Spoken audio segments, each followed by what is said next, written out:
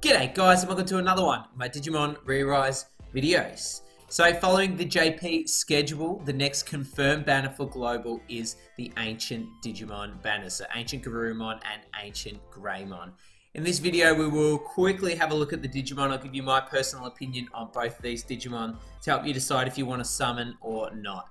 Now following JP, it looks like these two are going to be in separate banners that drop at the same time, which makes it good if you only want one of them, but a little bit less value if you're kind of hunting for both of them.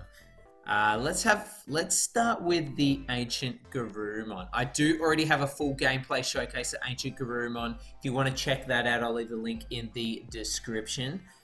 Fairly good stats, good HP, very high tech, okay defense and okay speed. His main skill is a huge 2000 multiplier to 2 enemies with ignore block and start stacking his tech with that, 25% up to 75%. His sub skill, all enemies with the chance to seal and 90% to all allies tech for 1 turn. That is the biggest buff in the game at the moment, apart from personal passive buffs.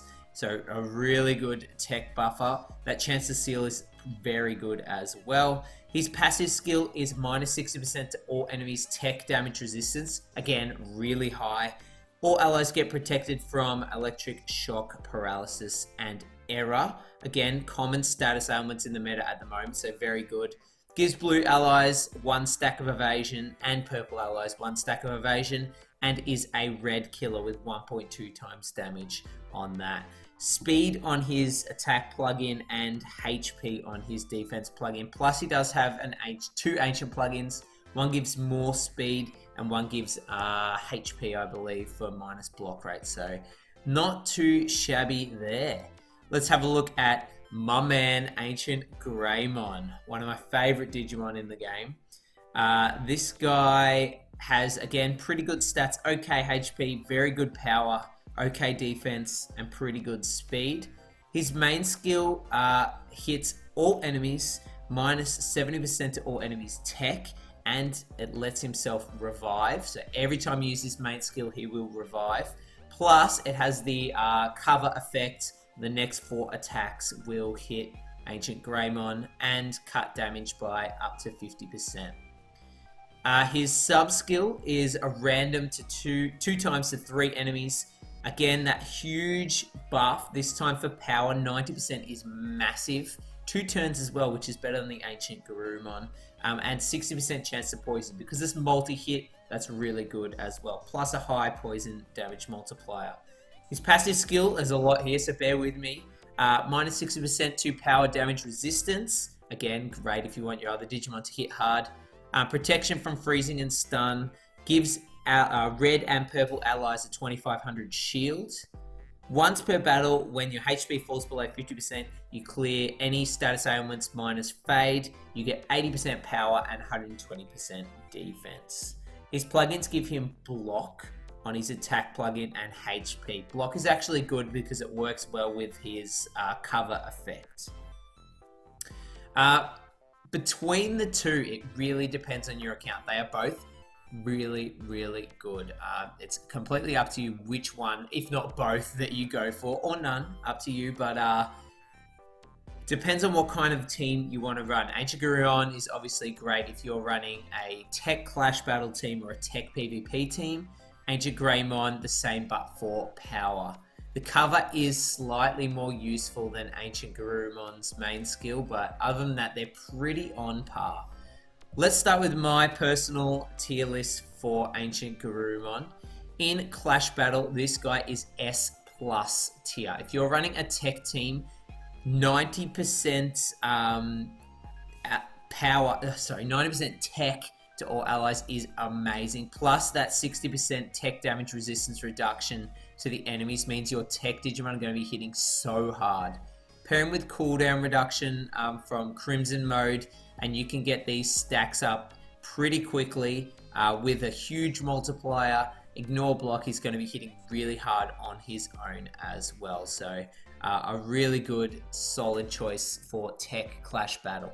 In the Underworld dungeon, he's probably only B+ tier. Like, he's not going to be hitting that hard. He doesn't bring that much to the team in Underworld Dungeon, but he'll still be okay. Like, you can whack him in there as a damage dealer with some evasion. And finally, PvP, I'm going to give AncientGarurumon S- tier. Not quite full S tier, but better than A tier.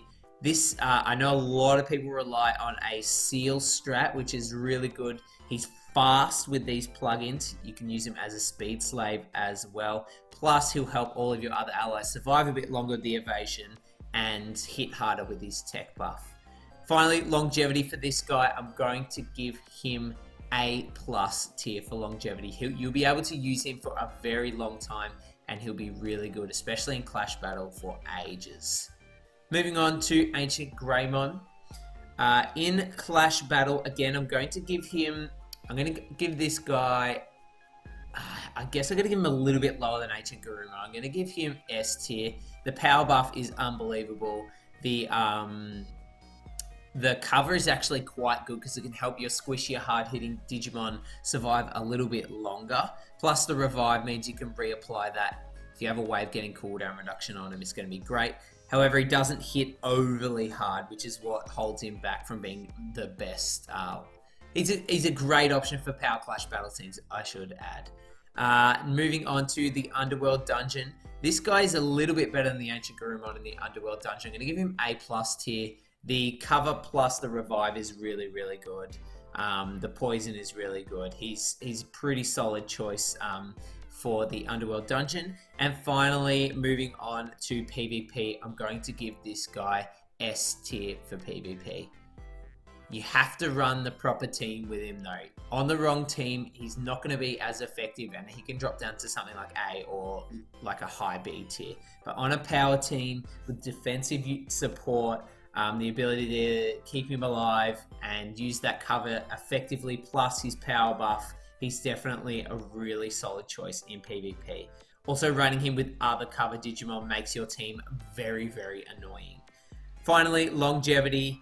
Again, I'm going to have to give this guy, I think this guy aged slightly better than the AncientGarurumon, in my personal opinion. I might be a little bit biased, but I think he's aged slightly better. I'm going to give him S- tier for longevity. You'll be using this guy for ages. Always going to be useful in Clash battles and PvP. If you're running the right team, he'll be really good for you for a long time as well. So there you go, guys. Will I be summoning? Absolutely. I'm going to target AncientGreymon first. If I get him early, I'll jump into AncientGarurumon. If not, I'm happy to forego AncientGarurumon because my tech game is not that good on my global account. Should you summon? I would say yes. Both of these Digimon are fantastic. It'll bump up your Clash teams. It'll bump up your PvP teams. There's kind of no reason not to summon. There is some fire still coming in the coming weeks, so I wouldn't go absolutely bonkers, but if you can manage to spend a little bit of Digirubies, I definitely would. Hey, thanks for watching, guys. Let me know down below if you're going to summon or not and your opinions on these Digimon, and I'll catch you in the next one. Bye!